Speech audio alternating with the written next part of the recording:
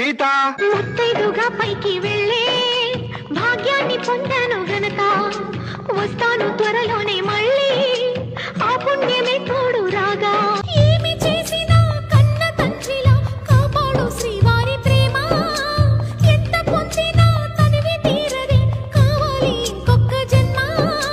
ఆ చేతుల్లో చిట్టి పాపనై ఉయ్యాలలోగే తృప్తి కోసమై వచ్చేది నేనేనని గుర్తుంచుకుంటానని ఆ కొత్త జన్మ